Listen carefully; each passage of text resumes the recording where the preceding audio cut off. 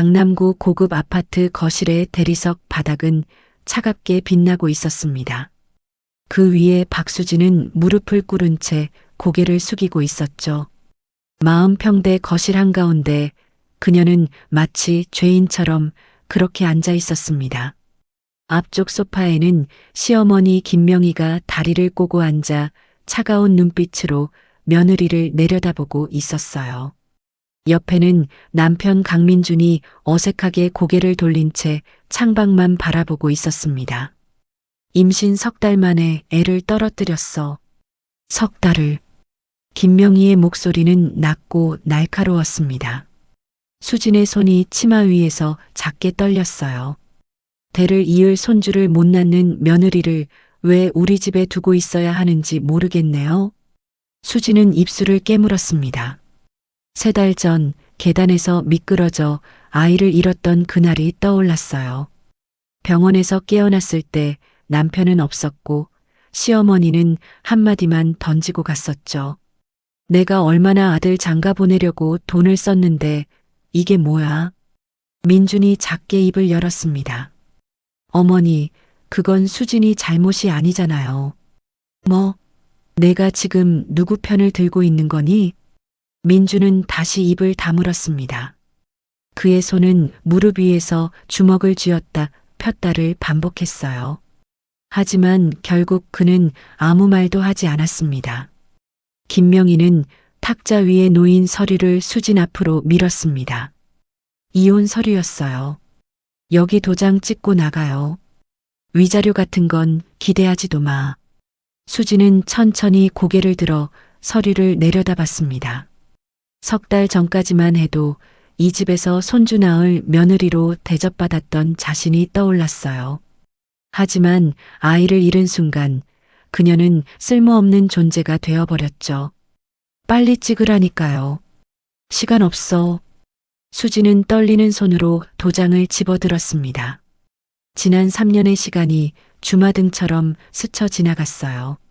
새벽같이 일어나 아침상을 차리고 시어머니 눈치를 보며 설거지를 하고 늦은 밤 퇴근하는 남편을 기다리던 날들이요. 도장이 서류 위에 찍혔습니다. 좋아요. 이제 짐 싸고 나가요. 짐은 나중에 보내드릴게요. 지금 당장 나가세요. 수지는 눈을 크게 떴습니다. 하지만 당장이라고. 김명희의 목소리가 거실에 울려 퍼졌습니다.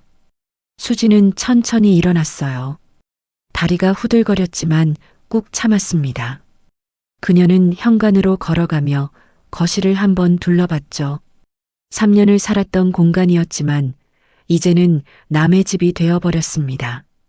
현관문 옆 선반에 놓인 지갑과 핸드폰만 집어들었어요.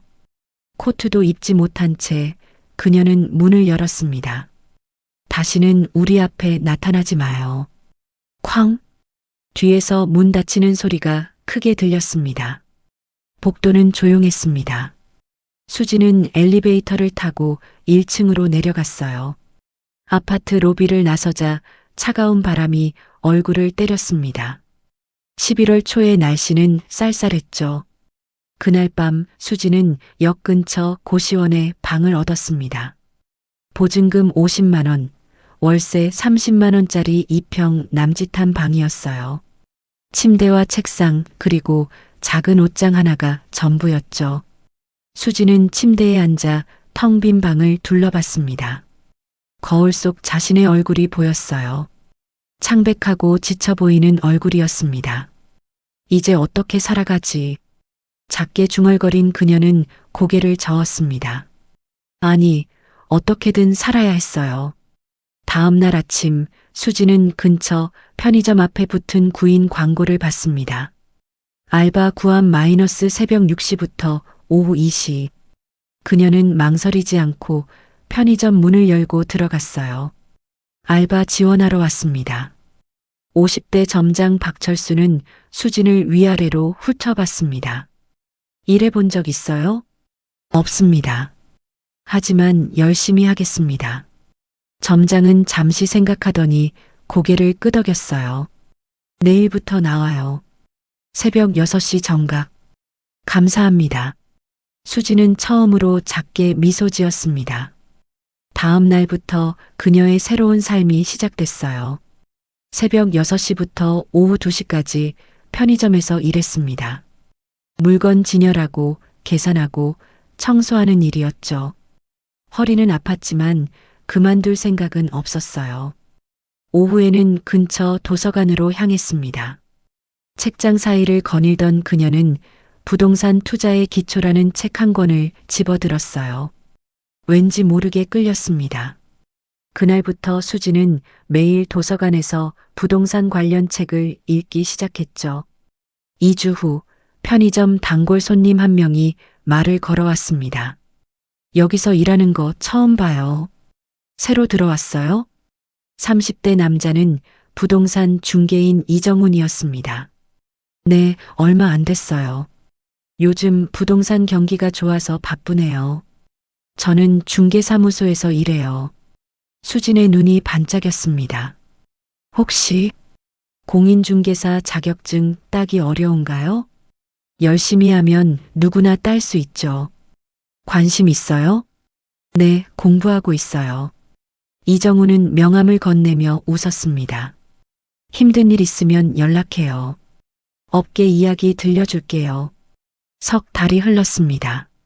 수지는 편의점 월급에서 생활비를 제외한 모든 돈을 모았어요. 그리고 온라인 공인중개사 강의를 신청했습니다. 새벽 6시부터 오후 2시까지 일하고 오후 3시부터 밤 9시까지 공부했죠. 거울을 볼 때마다 그녀는 다짐했습니다. 나는 다시 일어설 거야. 합격입니다. 수지는 컴퓨터 화면을 멍하니 바라봤습니다. 6개월 동안 매일 새벽부터 밤까지 공부한 결과였어요. 공인중개사 자격증, 그녀는 해냈습니다. 손이 떨렸어요. 마우스를 쥔 손으로 합격증을 출력했습니다. 종이를 들고 보니 실감이 났죠. 나도 할 수 있구나. 작게 웃음이 나왔습니다. 일주일 후 수지는 강동구의 작은 부동산 중개사무소 문을 열었어요. 박영식 공인중개사 사무소라는 간판이 달린 20평 남짓한 공간이었습니다. 안녕하세요. 면접 보러 왔습니다. 50대 박영식 대표는 안경 너머로 수진을 살폈습니다. 경력이 없네요. 열심히 배우겠습니다. 누구보다 성실하게 일하겠습니다. 박영식은 수진의 눈빛을 한참 들여다봤어요. 그 눈에는 간절함과 결연함이 동시에 담겨 있었죠. 좋아요. 한번 해봅시다. 수지는 그날부터 사무소에 출근했습니다. 아침 9시부터 저녁 7시까지 그녀는 박영식 대표의 모든 일을 지켜봤어요. 고객 응대하는 법, 매물 조사하는 법, 계약서 작성하는 법까지요. 부동산은 발품이에요. 그 동네를 누구보다 잘 알아야 합니다. 박영식의 말대로 수지는 매일 동네를 걸어 다녔습니다.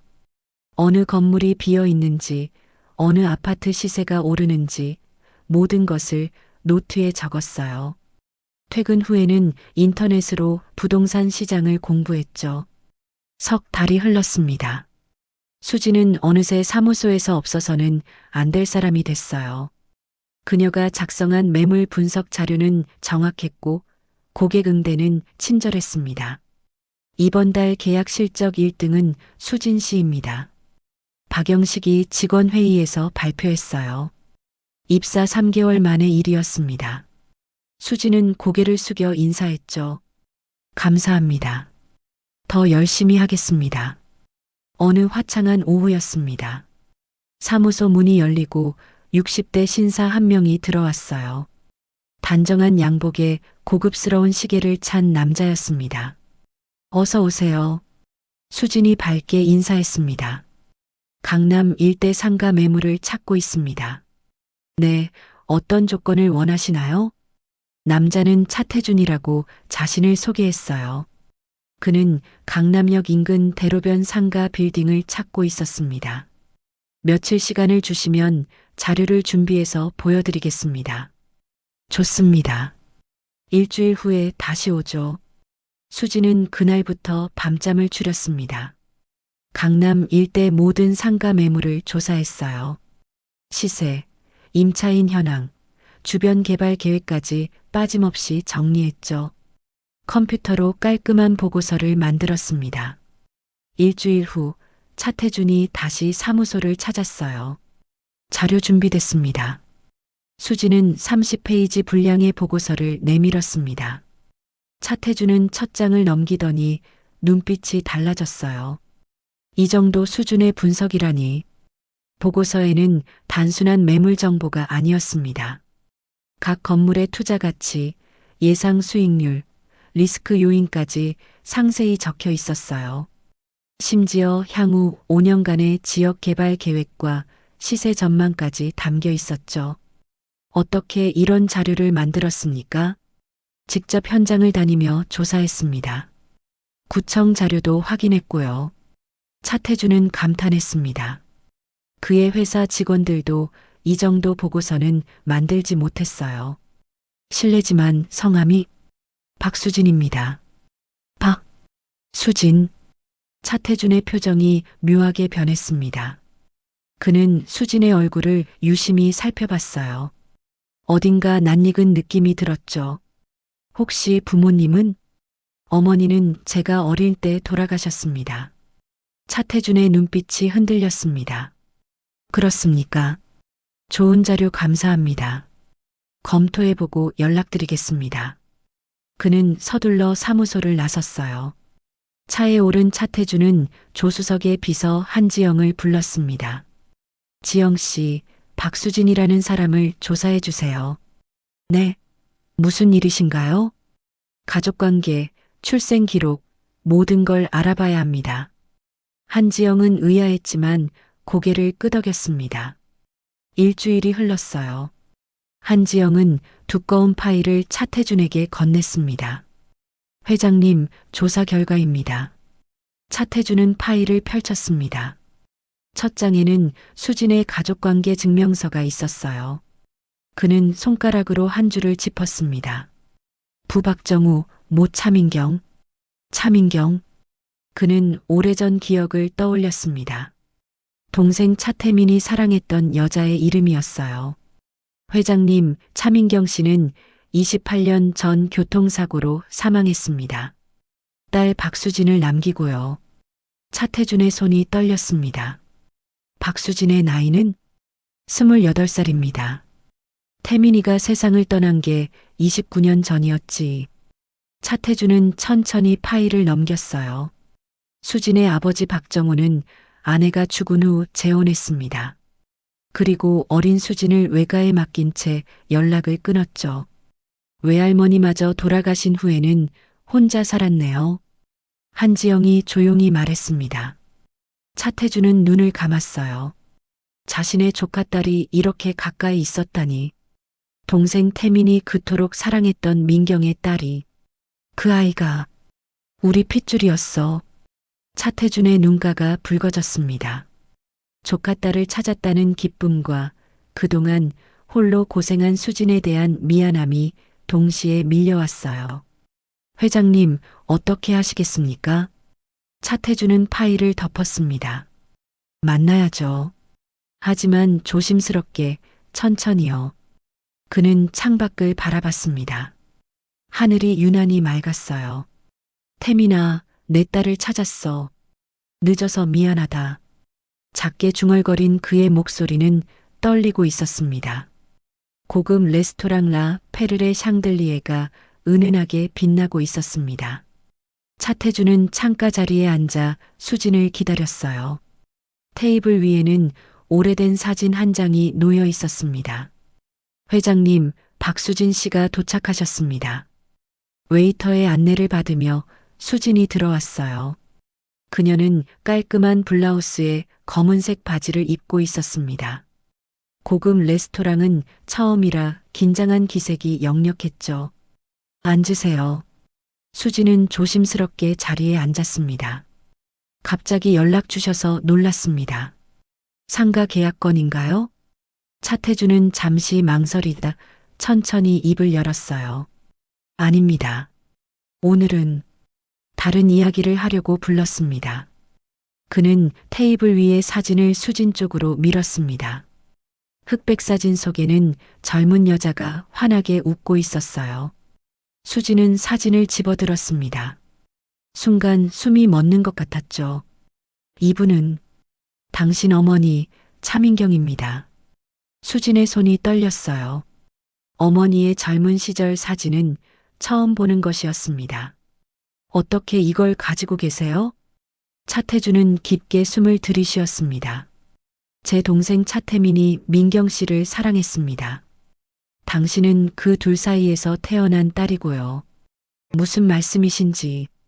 나는 태준 부동산 그룹의 회장 차태준입니다. 그리고 당신의 삼촌이죠. 수지는 의자 등받이에 등을 기댔습니다. 머릿속이 하얗게 비워지는 느낌이었어요. 믿을 수 없습니다. 당연히 그럴 겁니다. 차태주는 가방에서 서류 봉투를 꺼냈습니다. 그 안에는 가족관계 증명서와 DNA 검사 의뢰서가 들어 있었어요.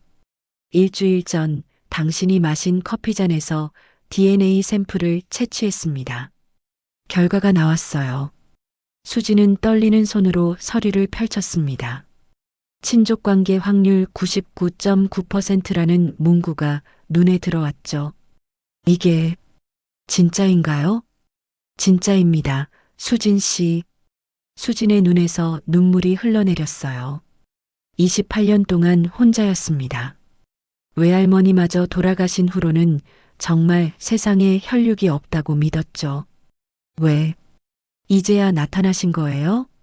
차태준의 표정이 일그러졌습니다. 미안합니다. 동생 태민이가 젊은 나이에 세상을 떠나고 민경 씨도 교통사고로 돌아가셨죠. 당신 아버지가 재혼하면서 연락이 끊겼고 그는 말을 잇지 못했어요. 당신이 이렇게 혼자 고생하는 줄 몰랐습니다. 용서해 주세요. 수지는 고개를 저었습니다. 아니에요. 삼촌님 잘못이 아닙니다. 두 사람은 한동안 말없이 앉아 있었어요. 웨이터가 물을 따라주고 조용히 물러갔습니다. 차태준이 먼저 입을 열었습니다. 수진 씨, 우리 그룹 본사에서 일해 주시겠습니까? 예. 당신은 재능이 있습니다. 그 보고서를 보고 확신했어요. 제대로 된 교육과 기회가 주어진다면. 수지는 혼란스러웠습니다. 하지만 저는 경력도 없고 배우면 됩니다. 내가 직접 가르칠게요. 차태준의 눈빛은 진지했습니다. 더 이상 혼자 고생하지 마세요. 이제는 가족이 있으니까. 수지는 입술을 깨물었어요. 가족이라는 단어가 가슴을 울렸습니다. 생각할 시간을 주세요. 물론입니다. 천천히 생각하세요. 그날 밤 수지는 고시원 방에서 잠을 이루지 못했습니다. 천장을 바라보며 하루 종일 생각했어요. 이게 꿈은 아닐까? 혹시 사기는 아닐까? 하지만 어머니의 사진은 진짜였습니다. DNA 검사 결과도 거짓이 아니었죠. 다음 날 아침 수지는 차태준에게 전화를 걸었습니다. 삼촌님, 제안 받아들이겠습니다. 일주일 후 수지는 태준 부동산 그룹 본사 30층 기획팀에 출근했어요. 강남 한복판의 50층짜리 빌딩이었습니다. 로비부터 화려했죠. 신입 박수진 씨죠? 이쪽으로 오세요. 팀장 김상훈이 그녀를 맞이했습니다. 하지만 그의 얼굴에는 묘한 표정이 어려 있었어요. 회장님 조카라면서요? 편하게 일하세요. 뒤에서 여직원들이 수군거리는 소리가 들렸습니다. 재벌집 조카가 왜 여기서 일해? 그냥 이름만 올려두고 월급 받으려고 온 거겠지. 수지는 들은 척도 하지 않았습니다. 자리에 앉아 컴퓨터를 켰어요. 첫날 그녀는 다른 사람들보다 2시간 일찍 출근했습니다. 퇴근도 가장 늦게 했죠. 주말에도 나와서 회사 업무를 공부했어요. 한 달이 지났습니다. 김상훈 팀장은 수진에게 강남 재개발 프로젝트 보조 업무를 맡겼어요. 자료 정리나 해주세요. 하지만 수진은 단순히 자료만 정리하지 않았습니다. 그녀는 프로젝트 전체를 분석했어요. 문제점을 발견하고 개선안을 작성했습니다. 2개월 후 이사회의에서였습니다. 차태준이 강남 재개발 프로젝트 현황을 보고받고 있었어요. 현재 진행률은 30%이고 예상 수익은 80억 원입니다. 차태준은 고개를 저었습니다. 너무 보수적이군요. 그때 수진이 손을 들었어요. 회장님, 제가 검토한 바로는 수익을 100억 이상으로 끌어올릴 수 있습니다. 임원들이 웅성거렸습니다. 어떻게요? 수진은 준비한 자료를 스크린에 띄웠어요. 그녀는 명확하게 설명했습니다. 주변 상권 분석, 교통개발 계획, 인구 유입 예측까지. 상업시설 비율을 늘리고 주거시설은 고급화하면 됩니다. 이사회의실이 조용해졌어요. 임원들은 수진의 프레젠테이션에 집중했습니다. 훌륭한 분석입니다. 차태준이 미소 지었습니다. 수진 씨 안으로 진행하세요. 6개월 후 프로젝트는 대성공이었습니다. 예상 수익 80억을 훌쩍 넘어 120억 원의 이익을 창출했어요. 차태준은 긴급 이사회를 소집했습니다. 박수진 씨를 전무이사로 임명합니다. 그리고 그는 잠시 말을 멈췄어요. 향후 그룹을 이끌 후계자로 지명합니다. 이사회의실이 술렁였습니다. 하지만 아무도 반대하지 않았어요. 수진의 능력을 모두가 인정했으니까요. 다음 날 신문에는 대서특필됐습니다.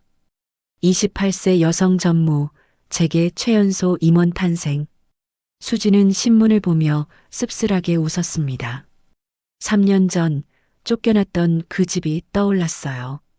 그 무렵 노원구의 낡은 빌라에서는 김명희가 한숨을 쉬고 있었습니다. 아들 민준의 사업은 완전히 망했어요. 5억 원의 빚만 남았죠. 강남 아파트를 팔아 빚을 갚았습니다. 남은 돈으로 이 빌라를 샀어요. 이럴 줄 알았으면. 김명희는 과거를 후회했습니다. 하지만 이미 늦었죠. 다음 분 들어오세요. 레스토랑 라 메종의 면접실 문이 열렸습니다. 수진은 앞에 놓인 이력서를 정리하며 고개를 들지 않았어요.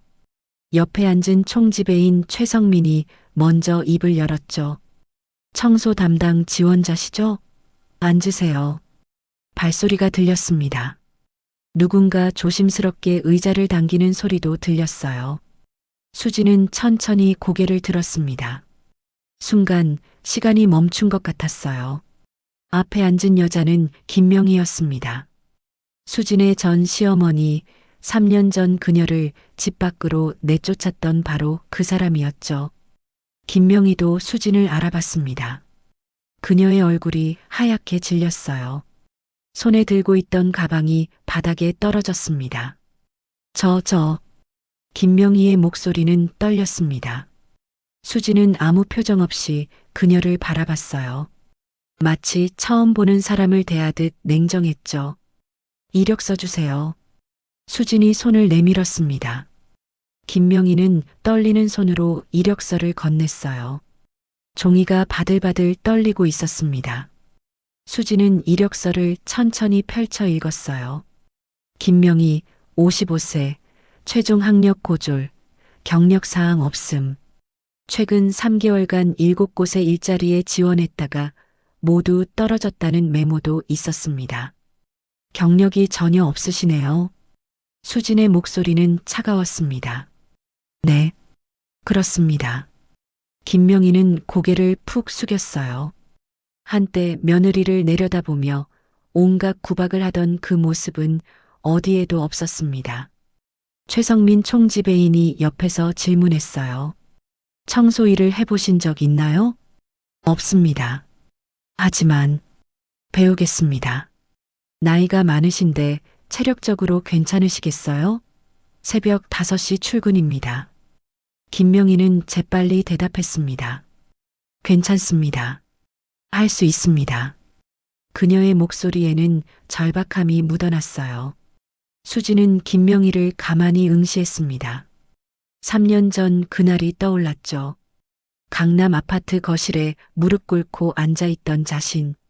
이혼 서류에 도장을 찍던 그 순간. 다시는 우리 앞에 나타나지 말하던 차가운 목소리. 수지는 이력서를 덮었습니다. 왜 이 일을 지원하셨나요? 김명희는 입술을 깨물었어요. 잠시 침묵이 흘렀습니다. 생계를 위해서입니다. 간신히 나온 대답이었습니다. 김명희의 눈가가 붉어졌어요. 하지만 눈물을 보이지 않으려 애쓰는 게 역력했습니다. 면접실 안이 냉랭하게 식어갔어요. 최성민은 두 사람 사이에 묘한 기운을 느꼈습니다. 뭔가 단순한 면접이 아닌 것 같았죠. 다른 곳은 지원 안 하셨나요? 수진이 다시 물었습니다. 했습니다. 하지만 나이 때문에 다 거절당했습니다. 김명희의 목소리는 점점 작아졌어요. 편의점, 식당, 청소 용역.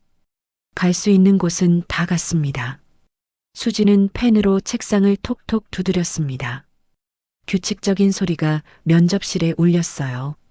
55세면 아직 젊으신데 왜 이렇게 일자리를 못 구하셨을까요?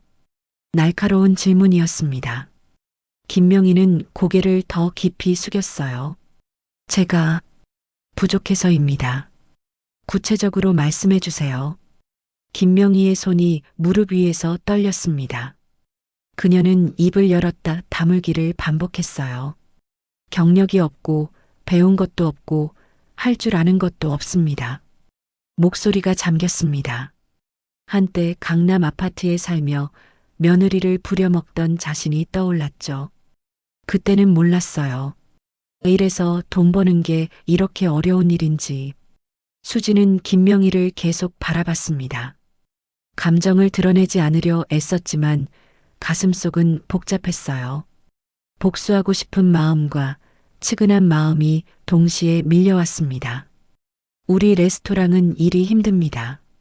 하루 8시간 서서 일해야 해요. 할 수 있습니다. 새벽 5시 출근에 주말도 없습니다.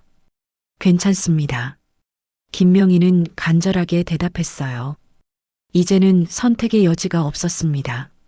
집세를 내려면 밥을 먹으려면 이 일이라도 해야 했죠. 최성민이 몇 가지 질문을 더 했습니다.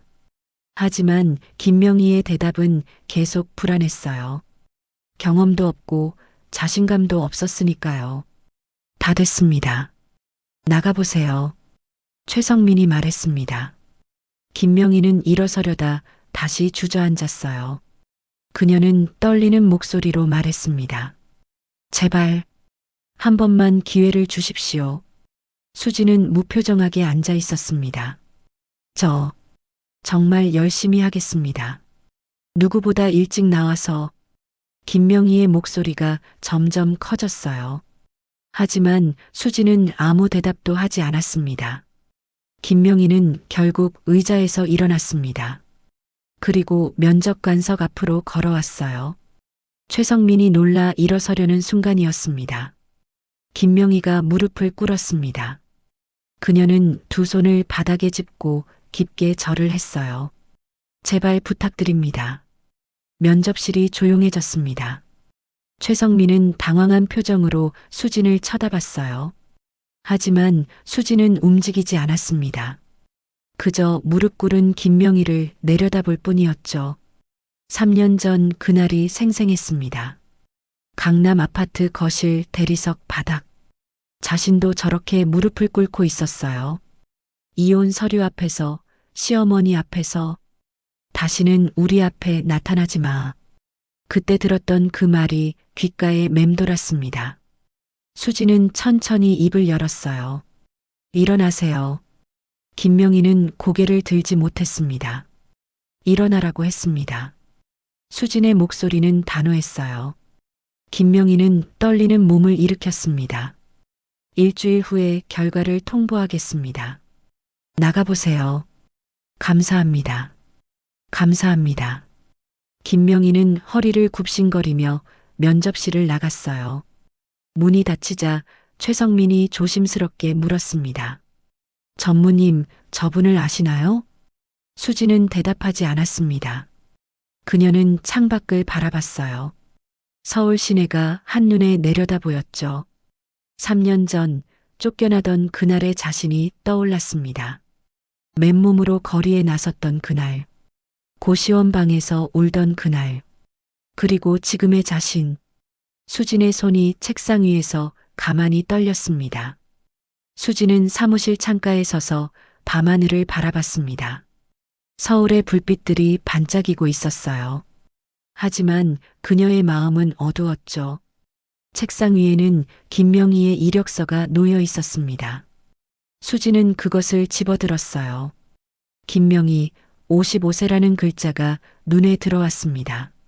3년 전 그 사람의 얼굴이 떠올랐죠.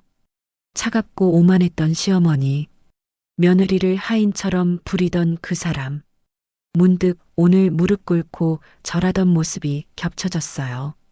초라하고 절박했던 그 모습이요. 수지는 이력서를 책상에 내려놓았습니다. 다음 날 저녁 수지는 차태준 회장을 만났습니다. 회장 집무실에는 그녀와 삼촌만 있었어요. 무슨 일이냐? 표정이 안 좋구나. 차태준이 물었습니다. 수지는 잠시 망설이다 입을 열었어요. 삼촌, 제 과거 얘기를 해도 될까요? 물론이지. 말해보렴. 수지는 천천히 이야기를 시작했습니다. 결혼 생활, 시어머니의 학대, 유산, 그리고 이혼. 쫓겨나던 그날까지요. 차태준의 얼굴이 굳어졌어요. 그런 일이 있었구나. 그 시어머니가 오늘 면접을 받습니다. 청소 담당으로요. 차태준은 놀란 표로 수진을 봤습니다. 그래서 어떻게 했니? 아직 결정 못했어요. 어떻게 해야 할지. 수진의 목소리가 떨렸습니다. 차태준은 잠시 생각하더니 조용히 말했어요. 복수하고 싶으냐? 모르겠어요. 그 사람이 무릎 꿇는 걸 보니까. 복잡하지? 수지는 고개를 끄덕였습니다. 차태준은 자리에서 일어나 창가로 걸어갔어요. 그는 밤하늘을 바라보며 말했습니다. 수진아, 복수는 두 가지야. 그 사람을 더 낮은 곳으로 끌어내리거나 내가 더 높은 곳에 올라가 당당해지거나. 삼촌, 첫 번째는 쉽지. 떨어뜨리고 짓밟고 복수했다고 기뻐하면 되니까. 하지만 그러면 너도 그 사람만큼 낮아지는 거야. 차태준이 돌아서서 수진을 봤습니다. 두 번째는 어려워. 용서하고 기회를 주고 더 나은 사람이 되어야 하니까. 하지만 그게 진짜 복수야. 내가 얼마나 성장했는지 보여주는 거지. 수지는 삼촌의 말을 곱씹었어요. 선택은 내 몫이다. 하지만 내가 아는 수진이라면. 차태준은 미소 지었습니다. 이미 답을 알고 있을 거야. 사흘 동안 수지는 고민했습니다. 밤마다 잠을 설쳤어요. 책상 앞에 앉아 김명희의 이력서를 들여다봤죠. 넷째 날 아침 수지는 결심했습니다. 그녀는 총지배인 최성민을 불렀어요. 김명희 씨를 채용하겠습니다. 최성민이 놀라 물었습니다. 정말요? 하지만 경력도 없고. 조건을 붙이겠습니다. 3개월 수습 기간, 매월 근무 평가. 알겠습니다. 그리고 한 가지 더. 제가 누군지 절대 말하지 마세요. 최성민은 의아했지만 고개를 끄덕였습니다. 일주일 후 목요일 아침이었습니다. 김명희는 우편함에서 편지 한 통을 꺼냈어요. 태준 부동산 그룹 레스토랑 라 매종이라는 발신인이 적혀 있었습니다. 손이 떨렸습니다. 김명희는 조심스럽게 봉투를 뜯었어요. 합격을 축하드립니다. 첫 줄을 읽는 순간 눈물이 났습니다. 7곳에서 떨어진 후 처음 받는 합격 통지였어요. 하지만 기쁨도 잠시, 다음 문장을 읽고 긴장했습니다. 3개월 수습 기간, 매월 근무 태도 및 성과 평가 시행. 엄격한 조건이었습니다. 하지만 김명희에게는 선택의 여지가 없었어요. 감사합니다. 정말 감사합니다. 그녀는 편지를 가슴에 꼭 안았습니다. 이틀 후 월요일, 김명희는 레스토랑에 계약서를 작성하러 갔어요. 총지배인 최성민이 서류를 내밀었습니다. 여기 서명하시면 됩니다. 김명희는 떨리는 손으로 펜을 들었어요. 계약서에는 근무 시간, 급여, 수습 조건이 상세히 적혀 있었습니다. 새벽 5시 출근, 오후 2시 퇴근, 주 6일 근무. 서명을 마치고 김명희는 허리를 깊이 숙였습니다. 열심히 하겠습니다. 다음 날 새벽 4시 50분이었습니다. 김명희는 레스토랑 앞에 도착했어요. 아직 동이 트기 전이라 거리는 어두웠습니다. 5시 정각, 주방 직원 출입구가 열렸습니다. 김명희는 들어가서 유니폼으로 갈아입었어요. 회색 작업복에 앞치마, 그리고 고무장갑이었습니다.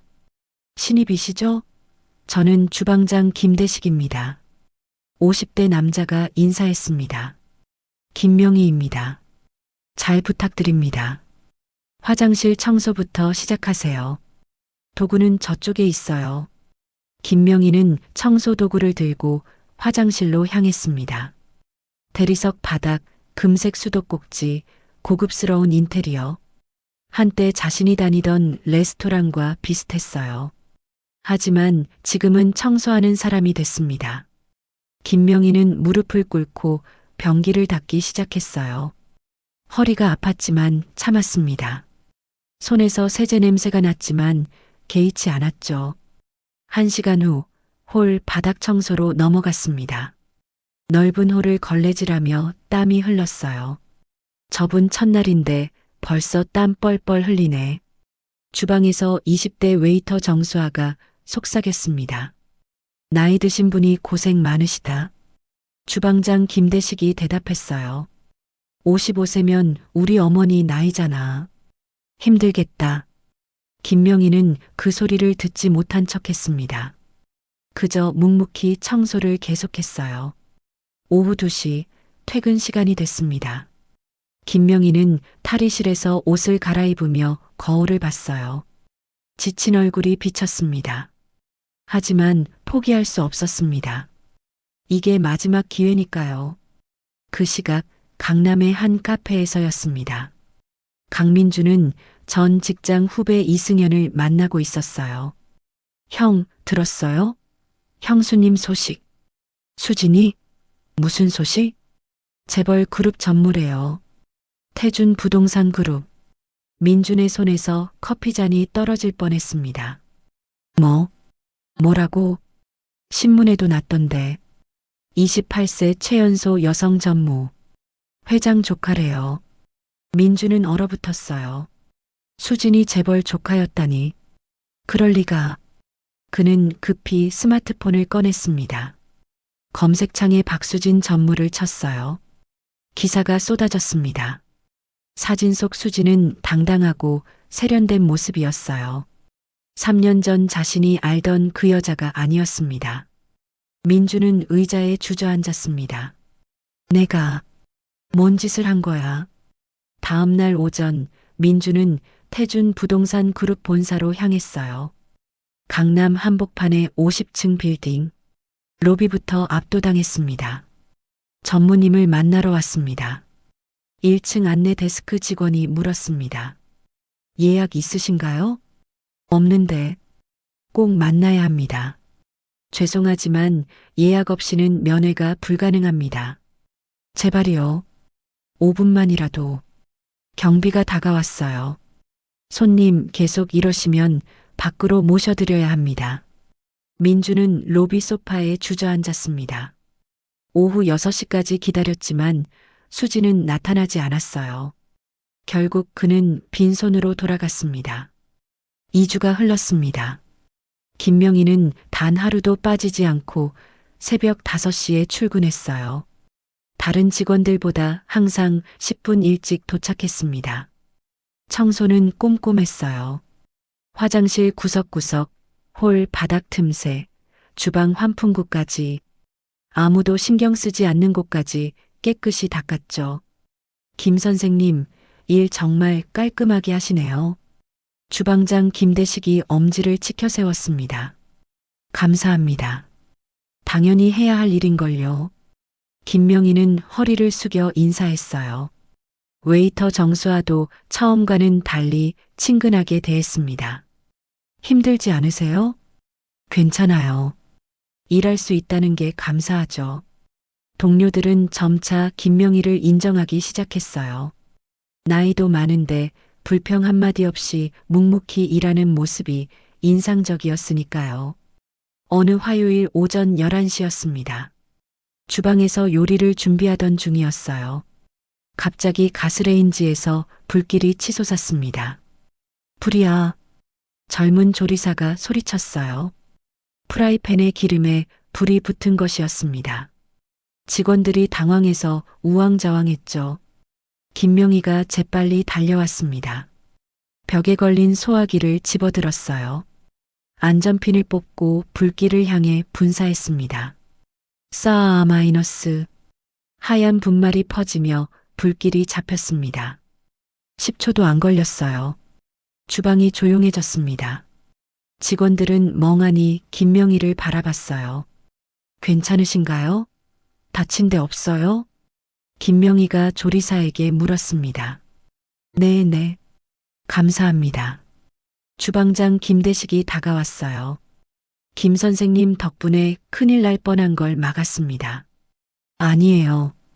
당연한 일 한 거예요. 김명희는 소화기를 제자리에 걸었습니다. 손이 약간 떨렸지만 태연한 척했어요. 총지배인 최성민이 급히 주방으로 내려왔습니다. 무슨 일입니까? 화재 경보가 울렸는데 김명희 씨가 촉이 진화했습니다. 김대식이 설명했어요. 최성민은 김명희를 보며 고개를 끄덕였습니다. 잘 대처하셨습니다. 제가 할 수 있는 일이었습니다. 그날 오후 최성민은 사건 보고서를 작성했어요. 그리고 수진의 사무실로 올라갔습니다. 전무님, 오늘 레스토랑에서 있었던 일입니다. 수진은 보고서를 받아 읽었어요. 김명희 직원의 신속한 대응으로 큰 사고 예방이라는 제목이 보였습니다. 침착하게 대응했네요. 네, 놀라웠습니다. 당황하지 않고 바로 소화기를 사용했어요.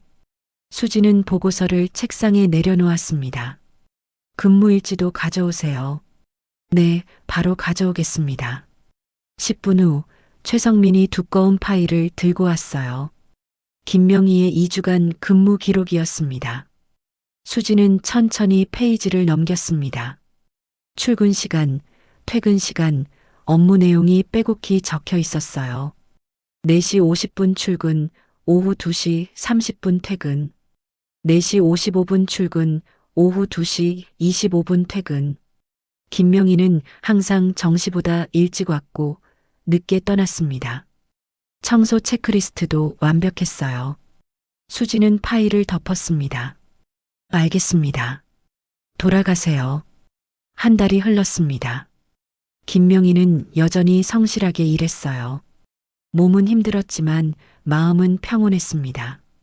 일할 곳이 있다는 것, 월급을 받을 수 있다는 것, 그것만으로도 감사했죠. 어느 금요일 오후였습니다. 김명희가 청소를 마치고 탈의실에 있을 때였어요. 레스토랑 내선 전화가 울렸습니다.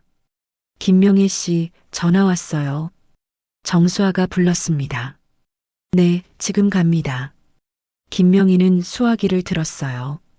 여보세요? 김명희 씨죠? 총지배인입니다. 지금 30층 전무 사무실로 올라오세요. 심장이 쿵 내려앉았습니다. 전무, 사무실요?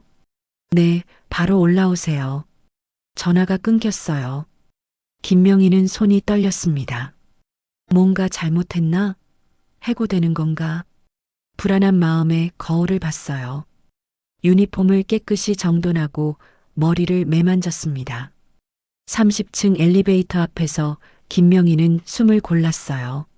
문이 열리고 들어갔습니다. 층수 버튼을 누르는 손이 떨렸죠. 30층에 도착했습니다. 고급스러운 복도가 펼쳐졌어요. 끝에 전무이사실이라는 문패가 보였습니다. 노크를 했습니다. 들어오세요. 문을 열고 들어간 김명희는 얼어붙었어요. 책상 앞에 수진이 앉아 있었습니다. 3년 전 자신이 내쫓았던 며느리.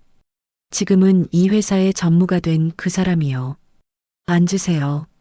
수진의 목소리는 차분했습니다. 김명희는 떨리는 다리로 의자에 앉았어요. 사무실은 조용했습니다. 창밖으로 서울 시내가 내려다 보였죠. 수진은 김명희를 똑바로 봤습니다. 왜 하필 제 회사에 지원했나요? 직설적인 질문이었어요. 김명희는 입술을 깨물었습니다. 당신 회사인 줄 몰랐습니다. 정말요? 네. 태준 부동산 그룹이라는 것만 알았어요. 전무님이 당신이라는 건 말이 끊겼습니다. 수지는 책상 위에 서류를 밀었어요. 7곳에서 떨어졌다고 했죠. 왜 떨어진 것 같습니까? 나이 때문이라고 생각했습니다. 정말 그것뿐인가요? 날카로운 질문이었습니다. 김명희는 고개를 숙였어요. 경력도 없고 할 줄 아는 것도 없어서입니다. 그런 당신을 왜 제가 뽑았을까요? 침묵이 흘렀습니다. 김명희는 대답할 수 없었어요. 수진이 다시 물었습니다. 3년 전 일 기억하나요? 김명희의 눈에서 눈물이 흘렀습니다. 기억합니다. 매일 생각합니다. 뭘 생각합니까? 제가 얼마나 끔찍한 사람이었는지요. 김명희의 목소리가 떨렸어요. 당신이 이렇게 성공할 줄 몰랐습니다. 아니, 사실은 그녀는 얼굴을 감쌌습니다. 당신을 사람으로 보지 않았어요. 그저 우리 집안의 며느리, 아들의 부속품 정도로만. 수지는 아무 말도 하지 않았습니다. 김명희가 고개를 들었어요. 눈물 범벅이 된 얼굴이었습니다. 과거의 한 일을 진심으로 후회합니다. 용서를 구할 자격도 없는 걸 압니다. 후회요? 네. 이렇게 일하면서 깨달았어요. 돈 버는 게 얼마나 힘든지, 일한다는 게 얼마나 고된지. 김명희는 손을 떨며 말을 이었습니다. 당신은 그런 고생을 하면서도 우리 집에서 3년을 버텼잖아요. 새벽부터 밤까지. 이제 와서 그런 말이 무슨 의미가 있나요? 수진의 목소리는 여전히 차가웠어요. 없습니다. 변명도 못합니다. 그저 김명희는 깊게 고개를 숙였습니다. 미안합니다. 수진은 김명희를 한참 바라봤어요. 그리고 천천히 입을 열었습니다. 3개월 수습 기간이 끝나면 정규직 전환 여부를 결정하겠습니다. 네. 그때까지 열심히 일하세요. 나가봐도 됩니다. 김명희는 믿을 수 없다는 표정이었어요. 해고될 줄 알았는데 기회를 주다니. 감사합니다. 정말 감사합니다. 그녀는 일어나 깊게 허리를 숙였습니다. 사무실을 나가는 김명희의 뒷모습이 작아 보였어요. 문이 닫혔습니다. 수지는 창밖을 바라봤습니다. 가슴 한쪽이 무거웠어요. 복수도 용서도 아닌 묘한 감정이었습니다. 그날 저녁 6시였습니다. 김명희가 레스토랑 직원 출입구로 나왔어요. 피곤한 얼굴이었지만 발걸음은 가벼웠습니다. 어머니, 누군가 불렀습니다. 김명희가 고개를 돌렸어요. 길 건너편에 아들 강민준이 서 있었습니다. 김명희는 아들을 보자 놀라서 멈춰섰습니다. 민준은 수척한 얼굴로 어머니를 바라봤어요. 한 달 만에 보는 아들이었습니다. 민준아, 어머니 여기서 일하신다면서요? 민준의 목소리는 떨렸습니다. 김명희는 천천히 고개를 끄덕였어요. 그래, 청소 일하고 있단다. 수진이가 여기 전무라면서요. 그거 알고 지원하신 거예요? 아니야. 나중에 알았어. 민주는 주먹을 쥐었습니다. 그럼 당장 그만두세요. 어떻게 그 여자 밑에서. 민준아. 김명희가 아들의 말을 막았어요. 그 여자가 아니라 수진이야. 그리고 나는 그만두지 않을 거야. 왜요? 자존심도 없으세요? 날카로운 말이었습니다. 김명희는 쓸쓸하게 웃었어요. 자존심? 이제 와서 무슨 자존심이니? 그녀는 근처 벤치를 가리켰습니다. 앉자. 얘기 좀 하자. 두 사람은 벤치에 나란히 앉았어요. 가로등 불빛이 은은하게 비쳤습니다. 김명희는 한참을 말없이 앉아 있다가 입을 열었습니다. 민준아, 엄마가 잘못했어. 무슨 말씀이세요? 수진이한테, 너한테, 모두에게 잘못했단다. 김명희의 목소리가 떨렸어요. 수진이를 사람 취급도 안 했지. 며느리라는 이름으로 3년 동안 괴롭혔어. 민주는 입을 다물었습니다. 유산한 것도 그의 잘못이 아니었는데 나는 그걸 빌미로. 김명희는 얼굴을 손으로 감쌌습니다. 쫓아냈지. 한 푼도 안 주고. 짐도 못 사게 하고. 어머니, 그때는 몰랐어. 일한다는 게 얼마나 힘든지. 돈 번다는 게 얼마나 어려운지. 김명희의 눈에서 눈물이 흘렀습니다. 이렇게 청소일해 보니까 알겠더라. 수진이가 우리 집에서 얼마나 고생했는지. 민준도 눈시울이 붉어졌어요. 결국 우리가 이렇게 된 건 내 탓이야. 내가 너무 오만했어. 아니에요, 어머니. 아니야. 내 탓이 맞아. 김명희는 아들을 봤습니다. 너도 미안하구나. 수진이한테. 민주는 고개를 끄덕였어요. 눈물이 뺨을 타고 흘렀습니다. 네. 저도 잘못했어요. 어머니 편만 들고 수진이를 지켜주지 못했어요. 이제라도 알았으면 됐어. 늦었지만. 두 사람은 한동안 말없이 앉아 있었습니다. 차가운 바람이 불어왔어요. 다음 날 오후였습니다. 강민주는 태준 부동산 그룹 본사 로비에 나타났어요. 정장을 단정히 차려입고 왔습니다. 전무님을 뵙고 싶습니다. 안내 데스크 직원이 고개를 저었습니다. 예약이 없으시면 기다리겠습니다. 퇴근하실 때까지라도요. 민주는 로비 구석 소파에 앉았어요. 시간이 천천히 흘렀습니다. 오후 2시, 4시, 6시. 민주는 그 자리를 떠나지 않았습니다. 저녁 7시가 됐어요. 엘리베이터 문이 열리고 수진이 나왔습니다. 비서 한지영과 함께였죠. 민준이 벌떡 일어났습니다. 수진아. 수진의 발걸음이 멈췄어요. 천천히 고개를 돌려 민준을 봤습니다. 표정이 차갑게 굳었습니다. 무슨 일이세요? 존댓말이었어요. 민준은 가슴이 먹먹했습니다. 아니, 저 잠깐만 얘기 좀 할 수 있을까요? 할 말 없습니다. 수진은 로비를 향해 걸었어요. 민준이 서둘러 따라갔습니다. 제발이요. 5분만이라도. 수진이 멈춰섰습니다. 돌아서서 민준을 똑바로 봤어요. 뭐가 궁금하세요? 제가 어떻게 여기까지 왔는지, 얼마나 힘들었는지. 목소리는 평온했지만 눈빛은 날카로웠습니다. 민준은 그 자리에서 무릎을 꿇었어요. 한지영과 로비의 다른 사람들이 놀라 쳐다봤습니다. 미안해요. 정말 미안합니다. 일어나세요. 용서해 주세요. 제가 잘못했어요. 민준의 목소리가 떨렸습니다. 어머니 편만 들고 당신을 지켜주지 못했어요. 바보같이. 수지는 무표정하게 그를 내려다봤습니다. 일어나라고 했습니다. 차갑고 단호한 목소리였어요. 민준은 천천히 일어났습니다. 과거는 과거예요. 이미 지나간 일이죠. 수진아, 당신과 어머니께 해줄 말은 없습니다. 수지는 말을 이었어요. 하지만 증오하지도 않습니다. 그럴 가치도 없으니까요. 민주는 그 말에 더 큰 상처를 받았습니다. 증오라도 해준다면 그나마 관심이라도 있는 건데 아무 감정도 없다니. 수지는 돌아서서 주차장으로 향했어요. 민주는 그 뒷모습을 멍하니 바라봤습니다.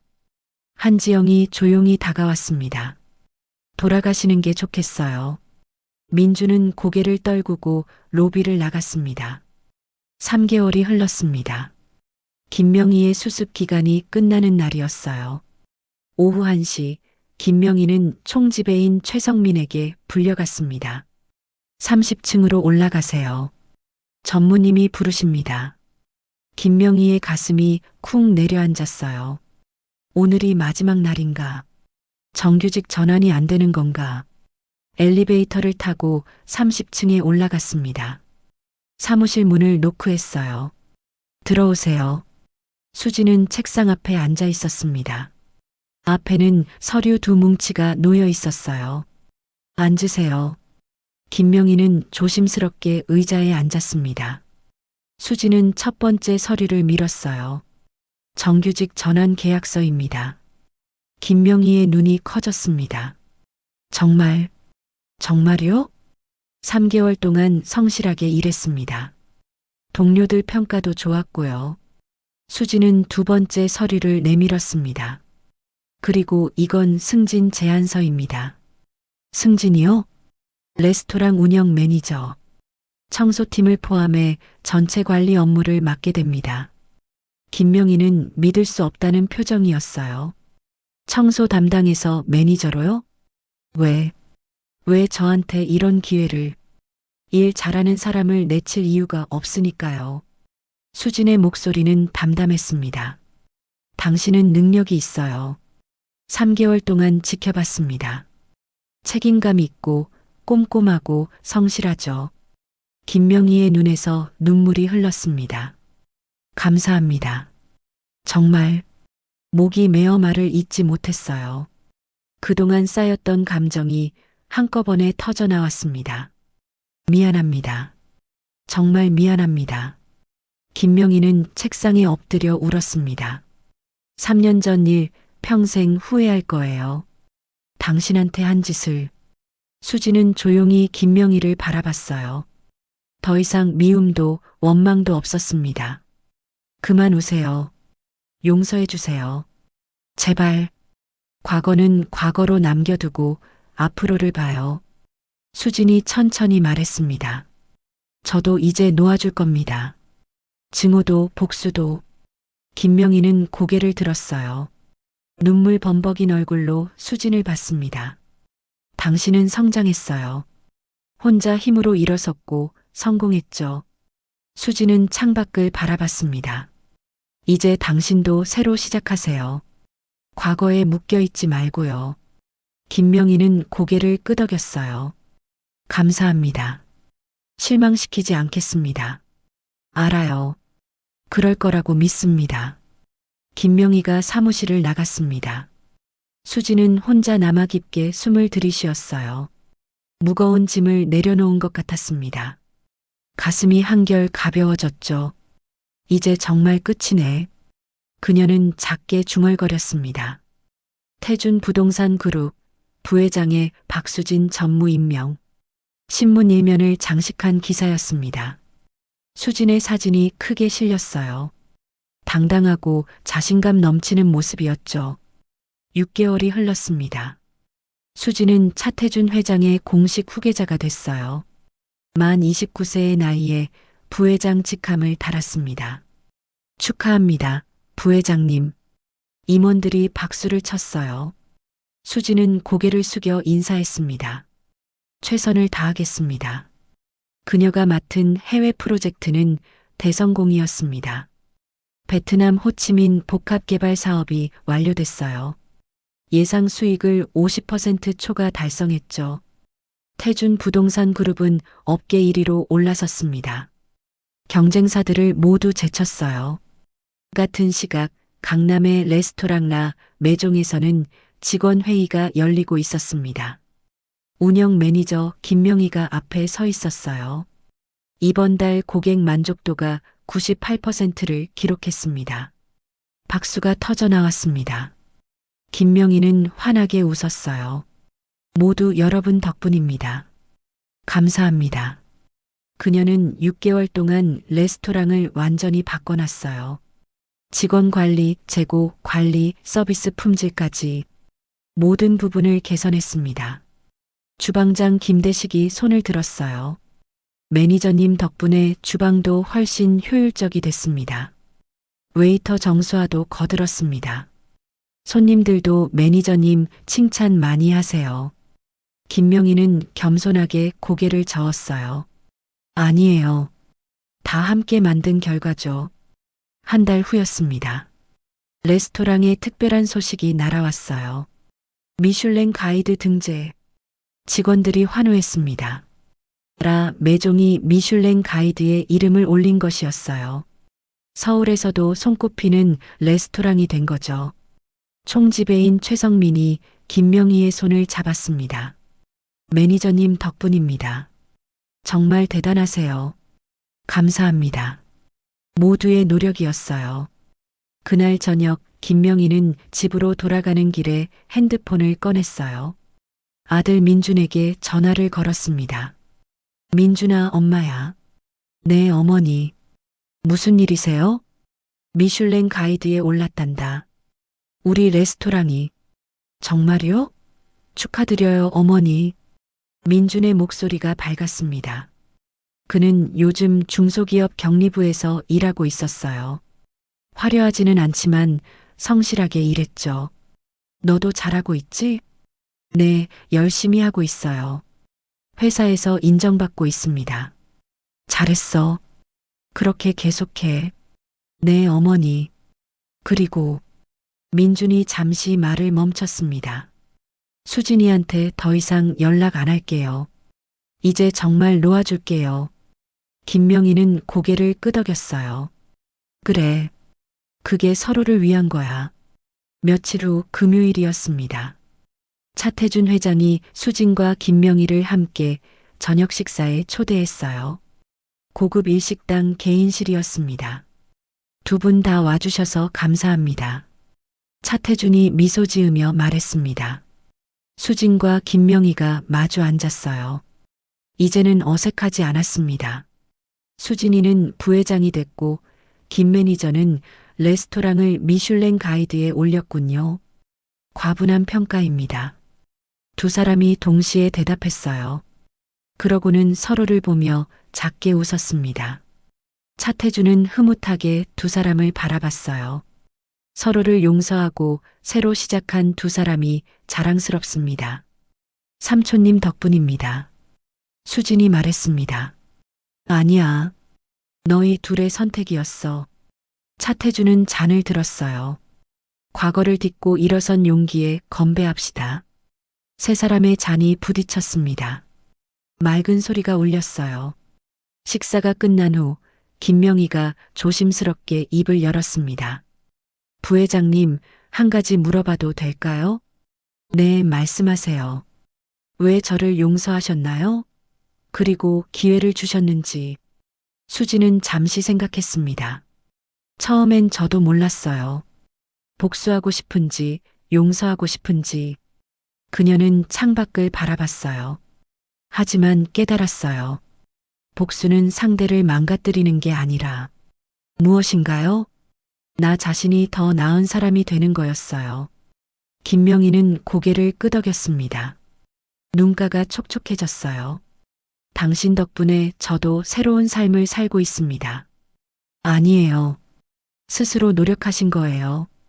두 사람은 서로를 바라봤습니다.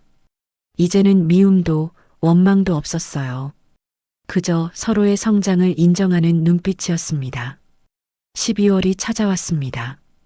크리스마스 이브였어요. 레스토랑 라 매종에서는 직원 송년회가 열렸습니다. 홀에는 20명의 직원들이 모였어요. 크리스마스 트리에 불이 반짝였습니다. 올해 정말 수고 많으셨습니다. 김명희가 건배를 제의했어요. 직원들이 환호하며 잔을 들었습니다. 매니저님이 최고예요. 정수아가 소리쳤어요. 다들 박수를 쳤습니다. 그때 레스토랑 문이 열렸습니다. 수진이 들어왔어요. 직원들이 놀라 일어섰습니다. 부회장님, 앉으세요. 저도 축하하러 왔어요. 수진은 직원들에게 다가갔습니다. 올해 정말 고생 많으셨어요. 미슐랭 등재 정말 자랑스럽습니다. 박수가 터져 나왔어요. 수진은 김명희를 봤습니다. 특히 김명희 매니저의 헌신이 컸죠. 김명희는 얼굴이 붉어졌어요. 모두의 노력이었습니다. 겸손하시네요. 수진이 미소 지었습니다. 송년회가 끝나고 직원들이 하나둘 돌아갔어요. 홀에는 수진과 김명희만 남았습니다. 김명희가 조용히 다가왔어요. 부회장님, 정말 감사합니다. 무엇이요? 제게 다시 살 기회를 주셔서요. 수진은 고개를 저었습니다. 제가 준 게 아니에요. 스스로 쟁취하신 거예요. 하지만 당신은 강한 사람이에요. 포기하지 않고 여기까지 오셨잖아요. 김명희의 눈에 눈물이 맺혔습니다. 당신처럼 강하고 따뜻한 사람이 되고 싶어요. 수진은 잠시 생각했어요. 3년 전의 자신이 떠올랐습니다. 쫓겨나던 그날, 고시원 방에서 울던 그날, 그리고 지금의 자신. 우리 모두 그렇게 노력하면 돼요. 네, 완벽한 사람은 없어요. 실수하고 넘어지고 후회하죠. 수지는 창밖에 크리스마스 불빛을 바라봤습니다. 하지만 다시 일어나 더 나은 사람이 되려고 노력하는 거, 그게 중요한 거예요. 김명희는 고개를 끄덕였어요. 두 사람은 나란히 서서 창밖을 바라봤습니다. 눈이 내리기 시작했어요.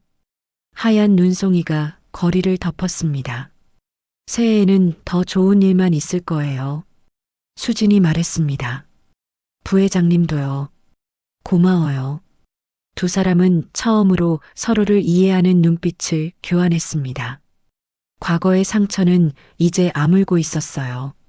수진은 레스토랑을 나서며 하늘을 올려다봤습니다.